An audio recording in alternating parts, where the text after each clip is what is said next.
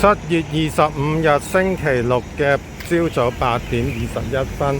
咁今日咧就決定咧就係去呢個汕尾嘅，依家係首先去。咁咧幾時做呢個決定咧？就係其實尋日朝咧就係一早咧睇晒啲 model 啊，各樣咁樣 AI 嗰站樣，都應似乎咧就係都會打得幾正汕尾。咁對上一次係直吹汕尾嘅熱帶船係邊一個呢？咁留待剪片嘅時候我先至加翻落嚟啦。咁應該係都有呢一段時間都冇咁重汕尾。咁之前就試過去湛江追風啦。咁今次呢，就都係等緊東岸嘅。咁呢次呢，就好機會覺得。咁目前唯一呢，就睇呢，就似乎會唔會係驚住冇預期咁強啊？因為我本來咧就覺得佢咧起碼就強颱風咁嘅樣，依家其實係咪可以強颱風咧？咁佢哋登陸咧都少過一日，咁未必得喎，可能嚇。咁尋日朝早決定去汕尾啦，咁買晒車飛買晒成，咁朝早之後嘅一路日間到夜晚嗰啲報咧都開始有些少係偏西嘅跡象喎。咁我都一段咧都有少少動搖嘅，成晚到嗰個半夜一路睇住啦。咁最新凌晨嗰啲報咧，啲 AI 嗰啲咧比較準啊。今次風烏啦都係風烏係零舍係準嘅，我睇到睇天文台嘅網頁嗰個風烏啦咁。今朝最新嗰報咧，風烏啊，咁伏羲啊、盤古啊嗰扎咧都係仲係指住汕尾喎嚇。咁嗰陣模式就偏西啲啦，一路都係咁。係咯，咁所以咧都係繼續係決定咧係繼續係汕尾。依家咧就香港咧就即係打到幾正嘅機會咧就唔係咁大噶啦，少過一日嚇。咁所以過咗汕尾先。咁具體係邊一邊咧？汕尾係喺邊度落腳咧？咁樣我就未決定嘅其實。咁因為真係都仲有啲變數喺度嚇。我個人覺得咧都係會西少少，咁西幾多呢？即係喺汕尾比較即係人流比較多嘅地方嗰度落腳，定係去偏西少少就比較難落腳啲嘅揾地方。咁希望中汕尾啦，中到正汕尾，我想去嗰度咁樣。咁依家就上咗深圳先，就搭車去汕尾，咁就。去到汕尾咧，應該都成2點鐘㗎啦，下晝咁到時就嗰站模式嗰站開始都出咗大部分咁，到時可能要到4、5點先決定啊。睇下使唔使我睇埋個風烏先啦嚇。咁我當然要睇下最新嘅位置個人啦嚇。咁決定睇下喺汕尾嗰度人流比較多嗰度叫二馬路附近嗰度落嘅，定係偏西少少？有冇可能偏東少少呢？咁樣，咁就咁先。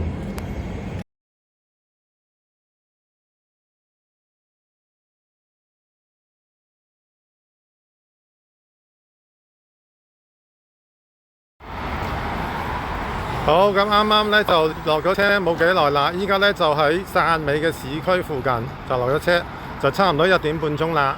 咁咧呢度咧就多雲啦，都密雲噶啦，但係咧就仲未有雨。咁我頭先睇過呢啲雨帶咧，望一望雷達咧，啲雨帶差唔多到啦。咁我咧就主要就好擔心呢啲 bandwidth 唔夠啊，咁樣就唔會成日望住部手機啦。咁依家我都唔係咁心急去睇嗰啲出咗嗰啲模式啲 AI 住㗎。因為咧唔爭再等多2、3個鐘啦嚇，然後先至決定喺邊度落腳嘅。咁大概望過啦，譬如出咗頭先英國同埋英國嘅模式同埋日本嘅模式。日本模式應該咧同今朝凌晨嗰啲冇乜點變，英國模式繼續咧係偏西少少。咁我咧就所以都要再觀望一下嗰兩個 AI 嗰幾個 AI 會係點樣嚇。咁依家就去揾嘢食先，然後再等晏啲再睇模式。好。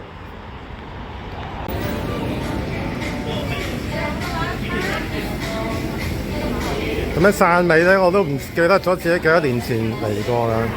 但而家開始有啲雨㗎啦嚇。咁汕尾咧就好多人嚟過，年前嚟過，當時咧都係打風天嚟過，我記得應該係，可能唔知打風咁啊，去開即係上開深圳咁啊，順便過一個汕尾，咁唔知點解，好似係因為有個颱風喺附近，我唔記得咗係咪？咁啊冇乜印象啲地方嚇，咩食啊各樣都係比較倉促，應該嚟過呢度㗎，可能都當時。咁依家今日啦，依家都要打風，都全部都開，星期六好多地方都開。咁有排行呢度，一路行過去嚇，比較遠嘅地方。咁啊，周圍望下有啲咩想，即係你話想食啲零食各樣咧，就大把嘢食嘅。但係啦，咁啊，依家要行一段啦，可能來回一次，一陣間要。咁睇下有冇地方坐一坐先咁樣，然後先至決定住邊度啦。今日喺度一路行，終於咧就行到呢個二馬路嘅街頭啦，就係海邊嚟嘅。咁咧雨就不停落啦。咁我咧就即係食咗兩樣，即係叫優惠嘅，就其實一杯雪糕同埋飲咗杯嘢咁樣嘅啫。咁咧依家都時間尚早，咁啊仲要食啲嘢先㗎。然後咧就好似唔知係咪喎，好似通街都即係佈下天羅地網咁要做戲俾我睇，咁我覺得都即係會係幾好笑啊！如果係嘅話，咁我覺得我真係幾榮幸喎，唔知係咪真係即係喺呢個強大嘅國家嘅支持之下我好相信嘅，我好相信嘅，其實係。即係有啲咁嘅加持咧，係可能係好事嚟嘅，有啲咁嘅加持，其實可能係好事，即係代表係好事咁樣。係咯，唔知佢哋其實可能係唔知係另有所指定係點樣咧？咁啊，同香港嗰個命運係即係連成一線嘅，我都相信。嗱，喺度就叫做二馬路美食街啦，咁。我而家就要再行翻轉頭，再行一次有啲咧開始俾人哋趕山鋪咁樣喎，頭先好似打風。我而家驚把遮攞唔晒，我又要停一停機啦。冇晒車啊！乜車都冇，我太遲啦，預咗冇諗過呢樣嘢乜車都冇嘅，原來佢哋一收都係收晒，巴士又冇，佢哋的士本身又冇。叫車嗰啲都冇，乜都冇，咁啊點啊？我心目中想去嗰度咧，佢哋呢度成10公里，咁唔通行去咩？係咪先？咁所以冇辦法啦，就唯有留翻喺即係呢度比較市區附近啦。咁睇下即係運氣好冇啦，上次咁好彩係咪？今次就冇咁好彩啦，可能咁，但係風就一定有，一定大過上次。問題咧就係會唔會即係入到風眼咧，就梗係冇咁容易啦，係咪啊？依家我睇住自己嘅雷達啦，咁呢個5點幾啦，下晝已經咁樣住呢度咧，又即係一般咧，又係即係價錢又即係麻麻地啦，個性價比就麻麻地咁樣，咁都冇辦法啦，咁啊即係試下咁樣東岸追風。9號風球有冇香港？應該暫時好似即係 on the track 係咪啊？即係同佢預測嗰個路徑係差唔多，咁所以應該都係冇機會嘅。香港都係。咁點啫咁樣見住一個咁樣嘅風，本來諗住幾強嘅，但係因為咧佢係即係有即係本身唔係話即係季風大爆發嗰種情況，咁啊又容易咧就乾空氣入侵啊咁樣。北面咁一路都係咁嘅啫，其實係依家叫颱風咁上下啦咁，咁會仲加強少少嘅，應該會強颱風就難啲啦啩，應該。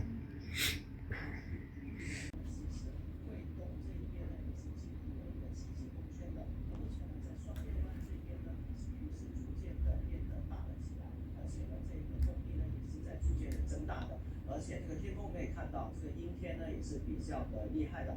那我現在身後的這個地方呢，就是雙月灣的一個內港的一個碼頭的。那我們可以看到，在这个码头这里呢，也是大大小小停靠了有差不多800艘的这个渔船，还有一些游艇在这里的。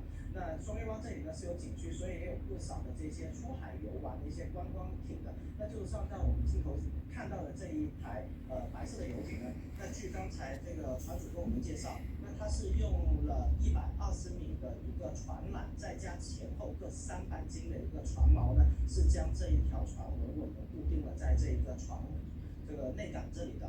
那其实在这里也要提醒各位游客或者当地的一个市民呢，那在台风来临之前呢，一定要远离这些地方，防止意外发生。那我在现场的报道就是这么多，下面将时间交给演员听。好的，谢谢夕阳。我们的另外一路记者王凯现在正在汕尾陆丰结石镇，来看看上那里的情况。根据陆丰市气象台的消息，今天中午12点03的红霞是正式升级，达到了一个红色预警信号，在这个汕尾陆丰这边，然后未来12小时，平均风力是能够达到12级以上的，阵风呢正式达到了持续到16级，现在我们已经进入到了7级以上的一个风圈。那目前还因为现在的这个沿海区域叠加了一个天文大潮，现在可以看到啊，现在有一个海水倒灌的一个情况需要警惕。我们现在看海边的这个浪潮，让头最高的已经是达到了接近2米到3米的一个位置了。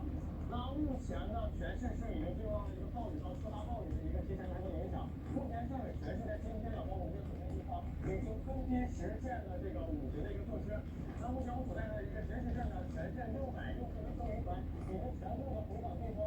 陆丰还有一个非常重要的一个项目，就是核电项目，11164人啊，各个项目在一起呢是以及一些像这个海通工程，那也已经完全的转移完毕了。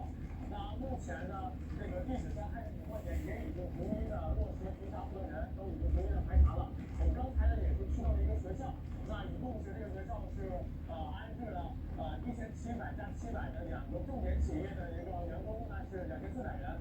目前的物资也在步行车送过去，现场是一个比较稳定的一个状态。那么现场的这个情况从2点钟现在风一直在不断的加大，后续我们还會帶來一線的一個直接報告。其他雖然咧就即係唔係吹得好正，但係我依家落樓下咧，我住嗰度一落樓下咧，呢度啲樹咁樣都會冧晒，你睇下，即係都唔係吹得好正汕尾。嗱，基本上咁樣都冧晒。呢度只係我住嘅樓下啫，咁一陣間睇下仲有冇啲即係誇張啲嘅影導出嚟啦。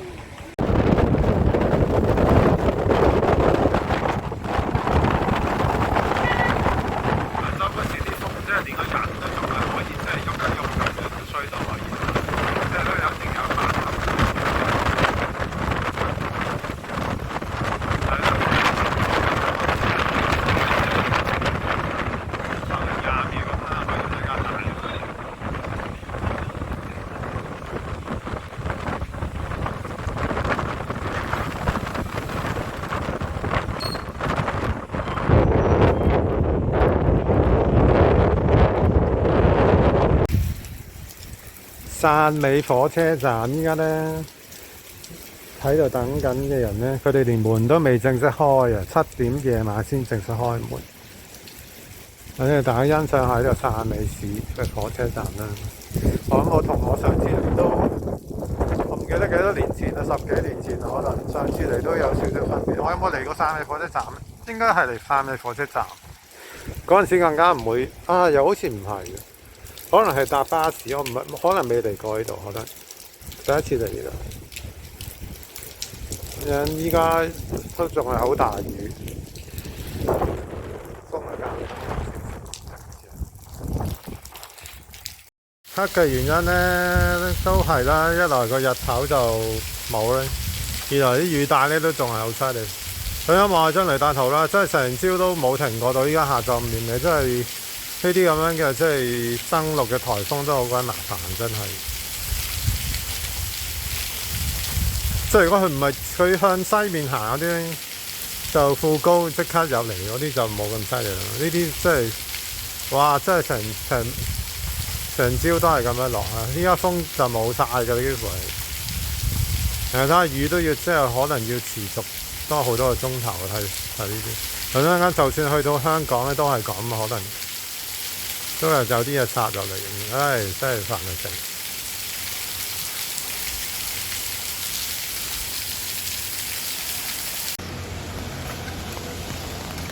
嗱，喺度咧開始有啲嘢食嘅，可能有機會嚇。喺度個感覺咧，有啲似美國嗰啲街度，忽然間覺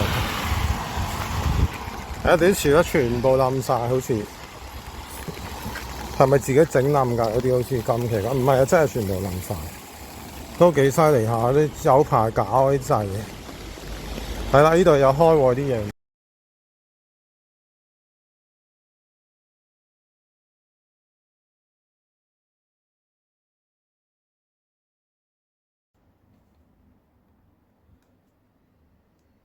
好啦，咁咧就已經係8月1號啦，即係之前上咗汕尾咧，又攰又剩啊，咁咧都唔開片住。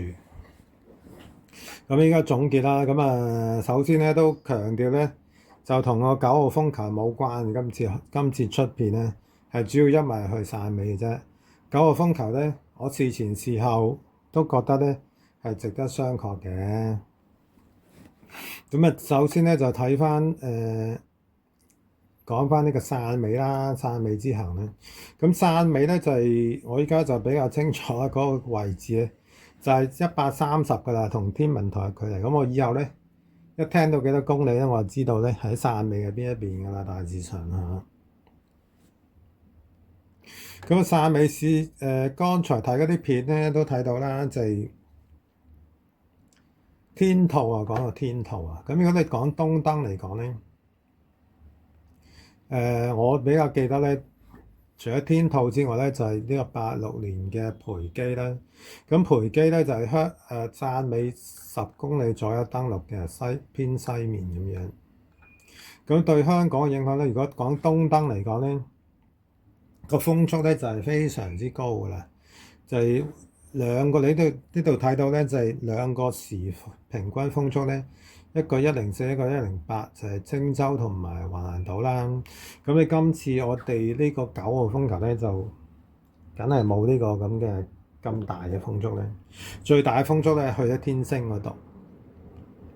咁你留意下啦，佢最大風咧就係偏南風嚟嘅，有啲奇怪，即係話咧，即係都明顯登陸晒之後咧，嗰啲雨帶先至係吹得咁犀利。咁呢啲東燈嘅風咧都係咁噶啦，即係比較係即係難去掌握佢個風可以起到幾多咁樣。好多咧，你即係預佢，我以前咧以為西南風咧，即係可能就係因為受培基嘅影響咁樣。其實好多咧，你一登陸咗之後咧，個西南風都起唔到幾多，因為減弱得好快。所以東燈係困難嘅。如果你話9號風球咧，係困難嘅，更加嚇。咁天兔咧就係我睇翻個天文台嗰個報告咧 ，Best Track 啦，呢個都算係。咁最接近登陸嘅時候咧，氣壓950，就風速係43米秒。咁同網上台嗰啲有啲出入嘅喎，同佢中央氣象局啊嗰啲，佢話935啊，甚至係好似實測931啊之類咁樣。如果係根據中央氣象局嗰啲咁嘅資料咧，我成日都講咧，天兔有機會咧係接近超強颱風嘅，其實可以。天兔嘅雷達你睇到咧，佢嗰個非常之緊密啦，有啲雙眼牆咁樣啦，咁就東至西咁橫過呢個汕尾嗰個半島咁樣嘅。咁如果佢可以咁樣嘅強度打汕尾咧，其實如果同一個天兔咁樣打香港，打橫掃過嚟，譬如維港咁樣咧，一樣都可以打到咁強嘅風嘅，其實可以。咁睇完啲汕尾嘅嘢啦，咁汕尾呢次咧嘅行程咧就係算係失敗嘅嚇，因為原先咧我咧預測咧之前嗰2日咧睇，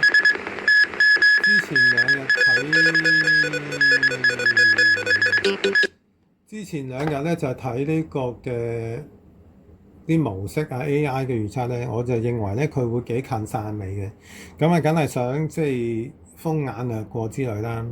咁最終咧就係距離咧汕尾咧就係根據啲天文台同埋呢個中央氣象局啊大陸啊嘅位置咧，就大概最接近我嗰個位置咧，就大概45公里嘅。咁啊喺大概係3點鐘咧凌晨係最接近。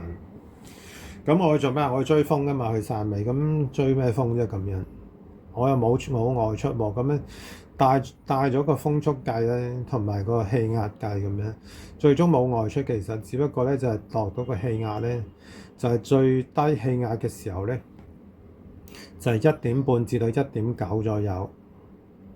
呢個數值咧就唔可信，因為就冇調整過嘅，冇向上向下調整過。咁啊淨係知道咧最低嗰個時間啫，就係1點半至1點9。咁如果你睇翻咧，即係個雷達上咧，佢係3點最接近啊嘛。佢1點半至1點9即係之前啦，最接近之前嚇。咁即係話咧，你睇到咧。譬如呢個3點呢個登陸嘅樣嚟㗎啦，已經係隻眼咁樣，明顯咧就係開始有啲填塞啊，或者係縮細咁樣咧，就係其實已經減弱，已經係開始咗減弱㗎啦。之前已經係咁。嗱，我順便講一講先啦。咁嗱，你一般咧嗱，譬如你呢度呢張咧就係喺香港東面咧，就係超過100公里嘅喎。1點嗰陣時候，就係大概天文台咧就係決定咧就係掛9號嘅時候啦。咁再早啲咧，其實咧，我又留意到咧，佢係有啲打轉嘅跡象，咁呃天文台嘅可能係，咁決定咗話掛9號咧。咁最終最接近香港嗰個距離咧，都有少少出入喎，兩地嘅氣象局。咁咧第一個咧就係我哋香港天文台咧就係話80公里啊嘛，係咪？就話最接近香港80公里。咁如果你睇中央氣象局啊，中國啊嗰個咧就大概60公里嘅。咁如果你睇呢度咧，睇個雷達嚟講咧，天文台呢個雷達，咁我大概肉眼睇咧，我覺得應該可能70度啦，係咪啊？譬如呢張咁樣，可能係即係唔係80，可能真係70咯，最近咁啊攞一半咁樣差唔多啦嚇。咁都唔係咁緊要，因為佢即係減弱咧，就係咁樣嚇。咁啊8號9號風球，咁除咗條路徑一陣間先講啦，點樣預測啦？咁嗰個風圈係最緊要啦。咁我開頭以為好大，聽佢哋講有9號風球又成啊，咁樣係咪好大咧？咁樣後尾我先睇翻啲掣啦，因為而家追風咧都唔知去邊度睇掣嘅㗎。其實以前譬如網上討論區咁咪即係有人貼出嚟咁，唔使自己去揾㗎嘛，係咪？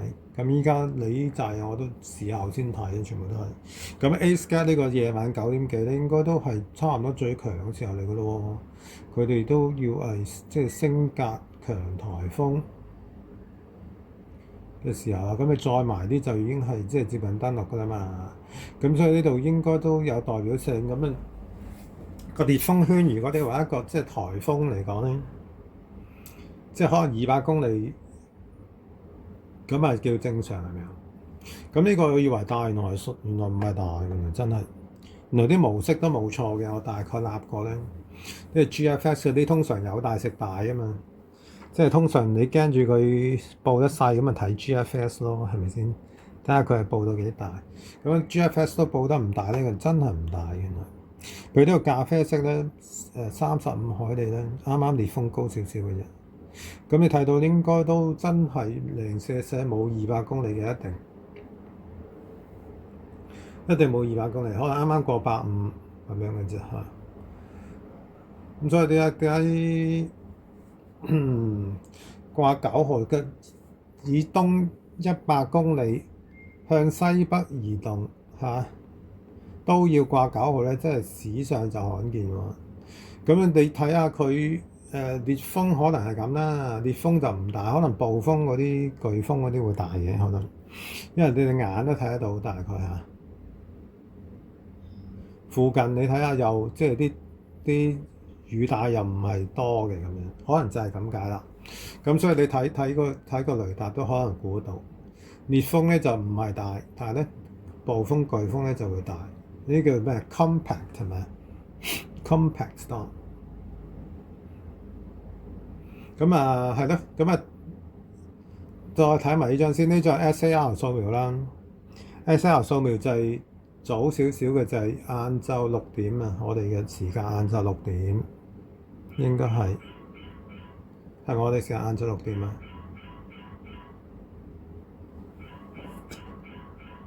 咁咧就係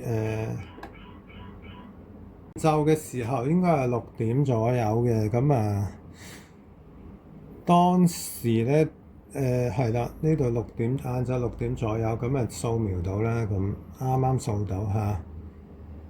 咁啊掃咗幾多咧？咁個all quadrants 咧嗰個34海里，即係烈風圈咧，都係80海里多啲。咁啊同我頭先講得差唔多，都係150多少少。咁你應該咧就係可能危險半圓嗰邊咧就仲會大啲嘅。咁你西南面啊偏西面嗰邊咧就可能細少少啊。譬如呢個西北面咧就冇80海里嘅，所以都係150多少少。咁如果你話即係一早話指向汕尾嘅時候，你話好大機會8號咧，咁一定就唔會好大機會嘅，因為又要計埋屏障啦。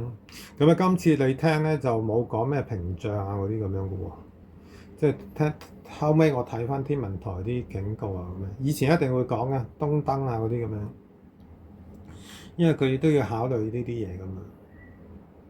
依家可能即係覺得唔係咁緊要，因為有啲海、啲島啊啲咁樣，佢就可以就未必咁受到陸地嘅影響，咁佢都用嚟做個即係掛風球嘅指標咁樣啦。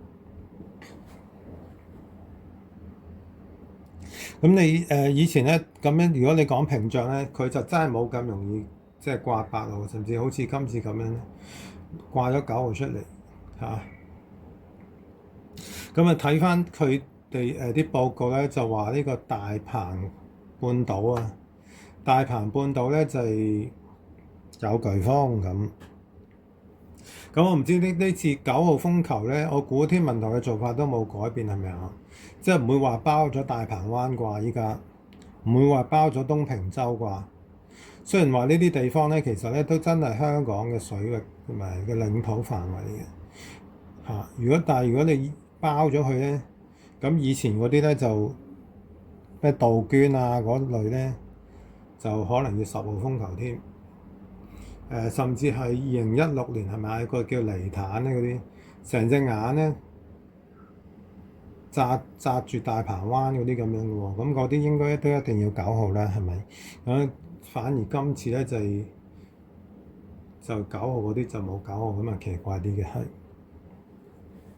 咁啊風速方面亦都唔夠啦。如果你講9號風球嘅話，咁啊最高咧就係橫瀾島95啦，10分鐘。咁你嗰個1小時平均咧就一定咧就睇嚟咧就冇9字㗎啦，90公里都冇咁樣，可能即係暴風都冇嘅。咁你嗰個叫做暴風增強信號啊嘛，係咪啊？即係要係即係啲地方係升到起碼暴風啦，仲要係有颶風嘅威脅喎。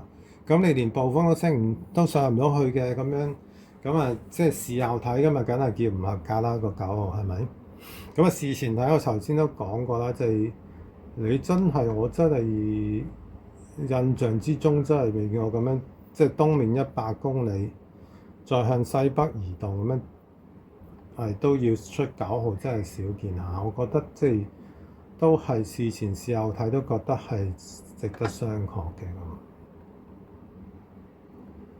咁啊，除咗一個站係特別高啦，覺得係就係1-2個站啦。呢個最具代表性就係天星咯。天星80嘅去到好似可以最高去到。天星最高10分鐘去到80咁咧。以前有啲9號風球都冇咁高嘅。咁就頭先都講啦，可能係因為佢嗰啲暴風啊、颶風嘅範圍大，烈風範圍唔大，但係暴風、颶風範圍咧都相對地大嘅，咁所以咧就嗰啲地方有可以天星嗰啲無端端可以去到80，以前有啲9個風球都唔到嘅咁樣。咁啊，呢扎嘢都冇乜講㗎啦。咁咧就係最緊要咧就係嗰扎嘅預測啦。咁我決定去汕尾同埋一路喺汕尾啊嗰段時間咧，都完全冇睇啲官方嘅冇睇天文台啦。咁我點都要即係睇譬如中央氣象台定局啊嗰個佢俾一啲嘅位置，咁我都會睇嘅，但係其他都冇睇嘅啦。其實係咁啊，最早咧就係18號啦，7月18號呢家睇翻啦，就係天文台嘅9天咧，就係話會去廣東西部。當時點解話廣東西部咧？因為咧有幾個 AI 嗰啲集合模式咧，都係去海南島、湛江咁樣嘅留意到。咁跟住19號啦，19號都仲係廣東西部。20號都係就轉咗啦。20號咧11點半咧，天文台9天咧就話廣東沿岸啊，即係近咗。21號又係廣東沿岸。22號就係去咗廣東嘅邊度？廣東東部沿海大廈。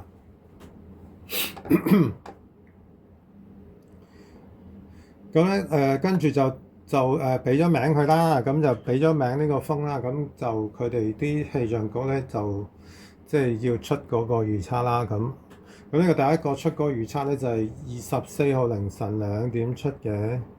咁咧就係咁我後尾留意翻咧，點解就睇翻有冇咩特別啦？佢哋嚟睇佢哋嗰個分歧都好少嘅，應該係。咁我就試下自己咧，都唔督到佢哋嗰個喎，因為我之後感覺上咧，佢哋嗰個咧係比我心目中嗰個係明顯偏西嘅。點解會咁咧？因為呢個24凌晨2點鐘啦，咁我咧就24凌晨2點鐘咧，應該咧就係多數咧就用唔到23號夜晚8點嗰部㗎啦。應該主要係睇呢兩部。咁我主要咧有時咧都淨係留意EC AIFS 呢扎咧，就明顯咧有280幾220179 168呢個 AIFS ensemble 咧都211 182就明顯咧就係冇佢哋氣象局嗰扎咁近㗎喎。嗱，氣象局譬如比較準應該係天文台同埋日本啦。咁呢度就應該係最近最接近香港咧，就即係120-30左右啦。應該係呢度大概係指住汕尾咁樣嚇，最近香港130咁，同呢扎有我心目中督住呢扎數咁有啲分歧。咁反而咧邊個係似乎準啲咧？就係譬如係美國嗰個 AI 啦，美國嗰個 AI 咧就115，上一部132，就似乎同佢哋呢扎氣象嗰個就準啲。咁另外咧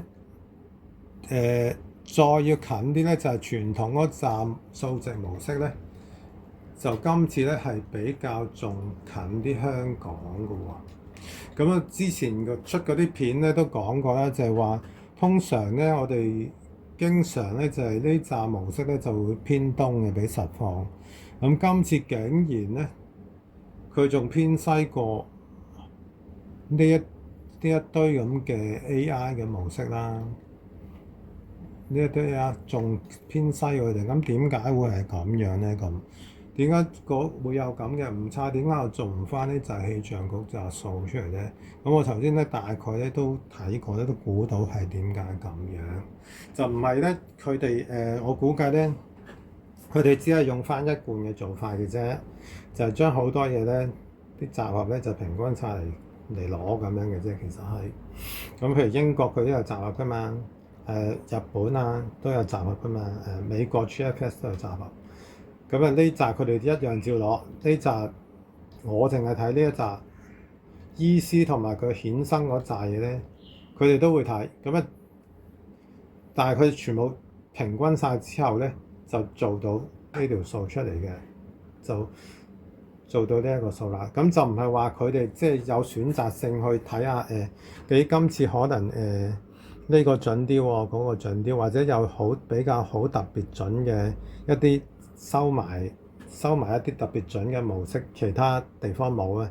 而且你都睇到，其實唔係真係分野咁大，佢哋係，所以應該類似大概佢哋都係咁樣做嘅，我估計冇乜特別嘅啫。今次應該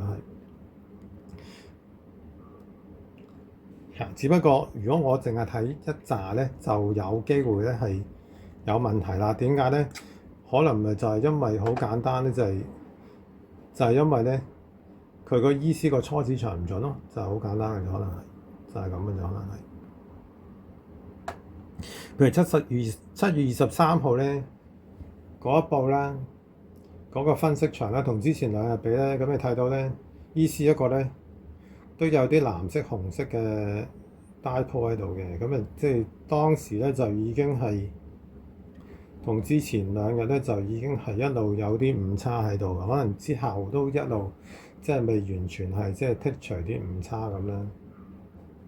咁弊在咧呢紮 AI 產品咧，即係除咗醫師嘅deterministic 同埋集合咧，佢呢紮 AI 咧，譬如呢個 FVN 啦、AIFS 啦、AIFS ensemble，甚至係蜂窩伏羲啊嗰啲咧，全部都係用醫師嘅初始場㗎嘛，咁所以都會有影響嘅，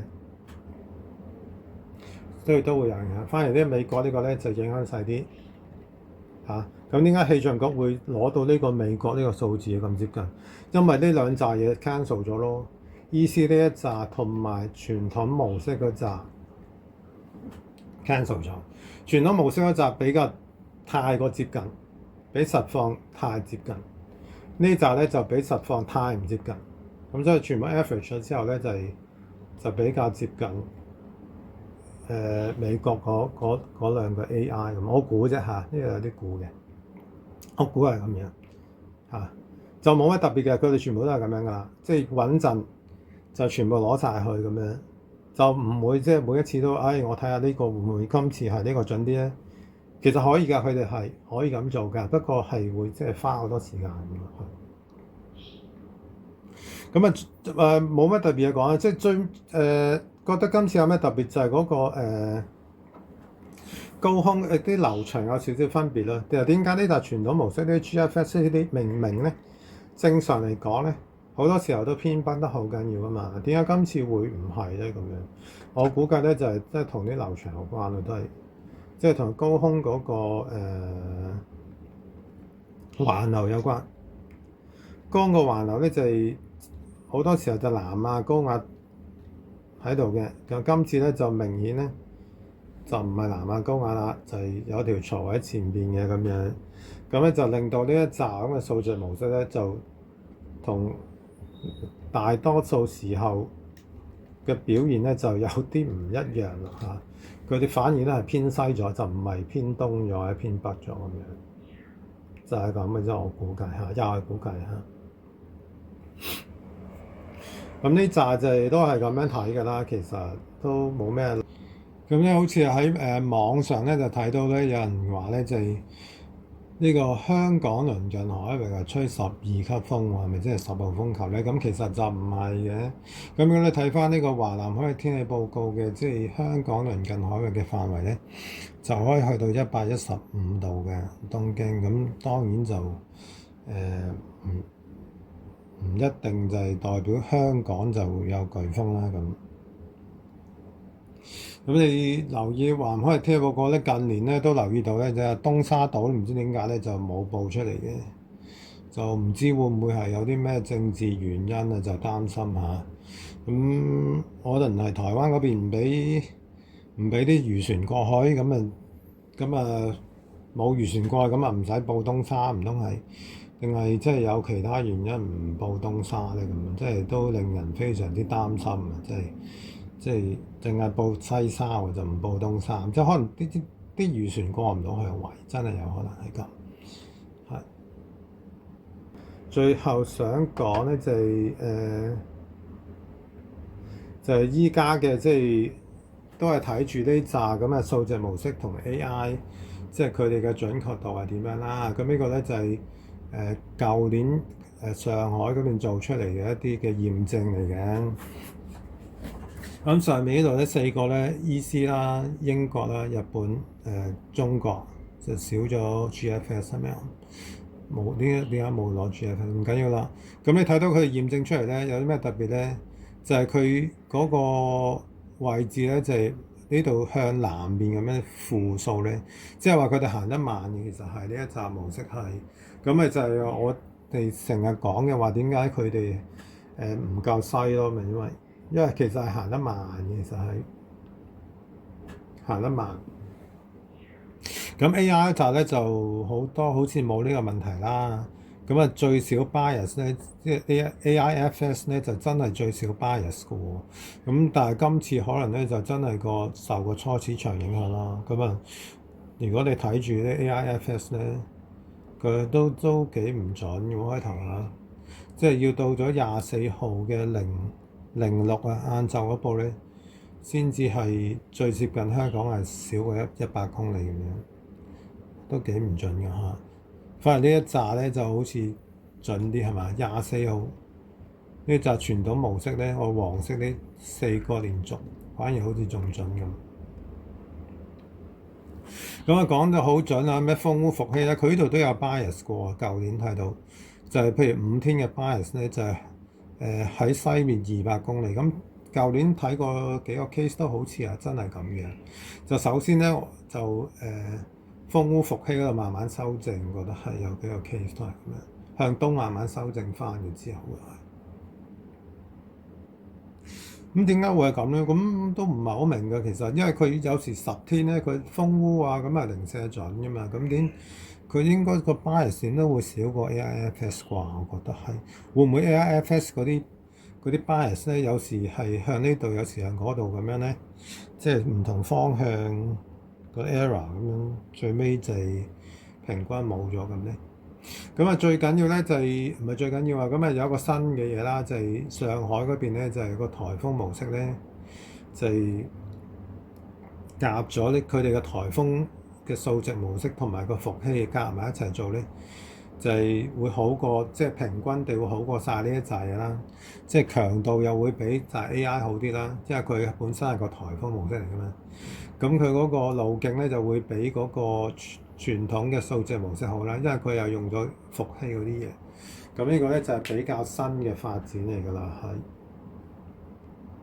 咁呢個模式可能淨係得我哋中國嗰邊目前有我嚟用嘅啫，我嚟發布預測啊，咁所以大家都即係留意下啦。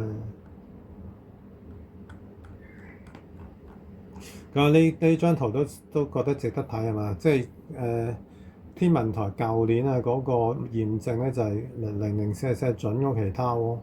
咁大家都可能都估到，因為天文台舊年已經用咗 AI 嚟㗎，係已經開始用嗰隻 AI，咁啊都準過晒其他氣象局咁樣。咁大致上都係咁啦，咁就都係總結啦，就覺得今次個9號咧就係都係即係值得商榷啦嚇。即係除非天文台係咪改變咗做法咧，應該就唔會係嘛？唔會依家忽然間話我哋就包埋大鵬灣啊、東平洲呢啲咁樣。如果唔係咧，今次嘅9號咧同以往嗰啲 case 比咧係鬆手。咁啊8號同9號之間咧，咁大家都鬆少少，都覺得都即係都無傷大雅嘅咁樣。好，咁啊，今年2020樂年應該就唔係咁易出片㗎啦嚇。咁啊係咁先，拜拜。